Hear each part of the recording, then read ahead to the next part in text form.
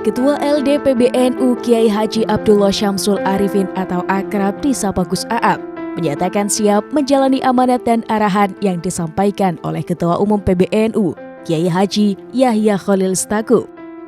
Hal itu diungkapkan Gus Aap kepada TVNU sesaat setelah sesi pembukaan Rapat Kerja Nasional ke-9 Rakernas Lembaga Dakwah Pengurus Besar Nahdlatul Ulama yang dilangsungkan di UPT Asrama Haji Pondok Gede Jakarta Timur pada Selasa 25 Oktober 2022. Kepada TVNU, Gus Aap menyampaikan bahwa agenda Rakernas ke-9 LD PBNU akan membahas rumusan program yang nantinya bisa menjadi pedoman pelaksanaan dakwah bagi LD PWNU, LD PCNU maupun LD PCINU.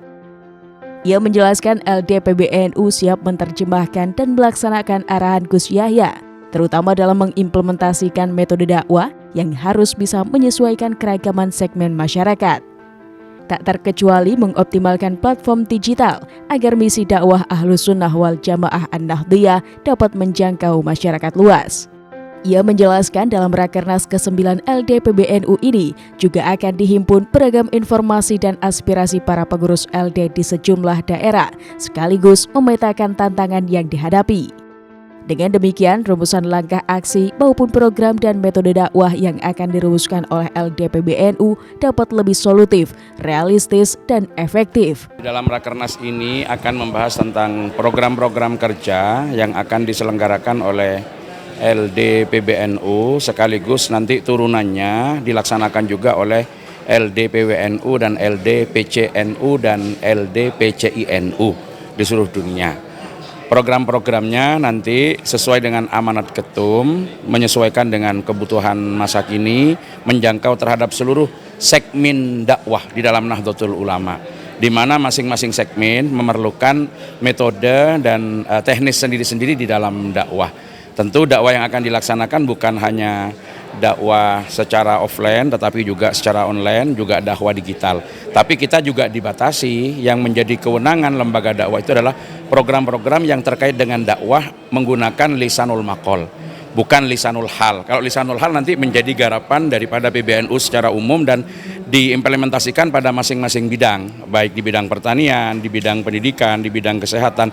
Yang bagiannya adalah lisanul maqal.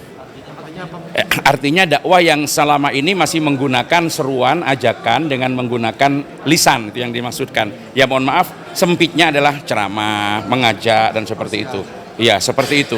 Tetapi bisa dilakukan secara offline, secara online, sesuai dengan segmentasi warga masyarakat Nahdlatul Ulama yang beragam. Dan masing-masing segmen ini memerlukan metode sendiri-sendiri. Nanti kita akan menghimpun, mendapatkan masukan-masukan dari berbagai daerah, di mana problematika dakwah di masing-masing daerah itu kan tidak sama dengan yang ada di daerah yang lain. Itu nanti akan dijadikan rumusan bagaimana satu program bisa dilaksanakan secara menyeluruh atau nanti secara khusus sesuai dengan kebutuhan yang ada pada masing-masing daerah. Tema Rakernas tetap merupakan turunan daripada visi misi Nahdlatul Ulama periode 2022-2027, yaitu merawat jagat dan membangun peradaban dunia.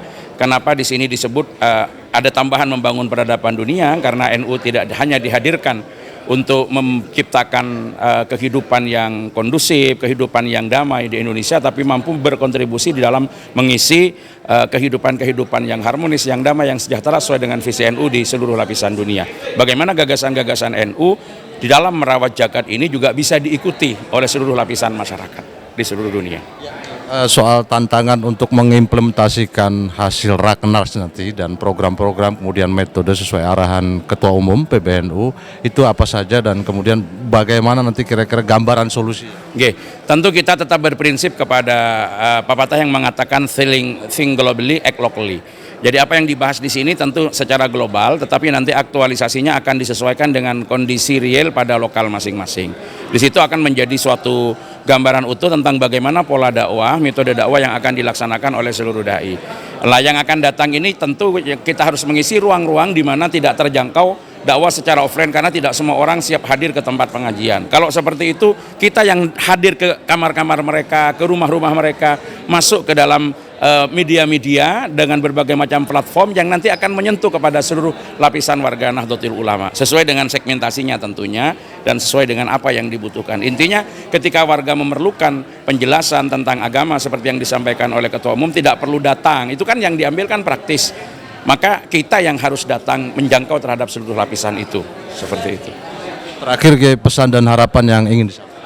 Pesan dan harapan kita bahwa dakwah adalah satu aktivitas yang tidak boleh berhenti dan itu menjadi tanggung jawab agama bagi seluruh lapisan masyarakat tapi tentu sebagai warga Nahdlatul Ulama dakwah yang akan kita laksanakan adalah sesuai dengan manhaj yang telah ditetapkan di dalam Nahdlatul Ulama, yaitu dakwah yang ramah, dakwah yang rahmah, bukan dakwah yang marah, sehingga orang akan bergabung kepada Islam, bahkan akan ikut bersama-sama berjuang di dalam Nahdlatul Ulama dengan kesadaran, bukan dengan keterpaksaan. Untuk diketahui, kegiatan Rakernas ke-9 LDPBNU secara resmi dibuka oleh Ketua Umum PBNU, Kiai Haji Yahya Khalil Stakuf.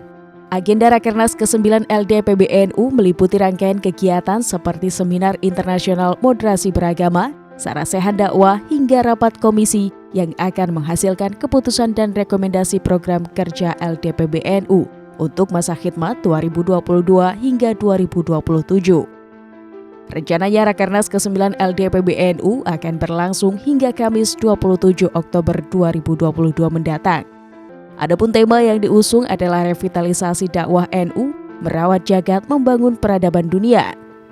Dalam sesi pembukaan juga telah diluncurkan website LDPBNU, yaitu jagatnu.com yang secara simbolik dilakukan oleh Gus Yahya dan didampingi oleh Wakil Ketua Umum PBNU, Kiai Haji Zulfa Mustafa, Ketua PBNU Kiai Haji Ahmad Fahru Rozi, serta Ketua PBNU Dr. Andes Kiai Haji Muhammad Tamrin.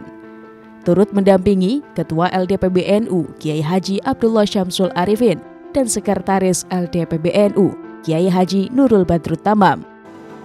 Kegiatan yang diselenggarakan secara hybrid tersebut juga dihadiri oleh Wakil Ketua Umum PBNU Profesor Dr. Kiai Haji Nizar Ali, serta sejumlah pengurus LDPBNU. Selain itu dihadiri pula oleh sebanyak 300 peserta yang hadir secara offline yang meliputi pengurus LDPWNU dan LDPCNU se-Indonesia serta PCINU yang tergabung melalui sambungan virtual Zoom meeting. Acara ditutup dengan doa bersama yang dipimpin oleh Mustasyar PBNU Profesor Dr. Zaki Mubarok.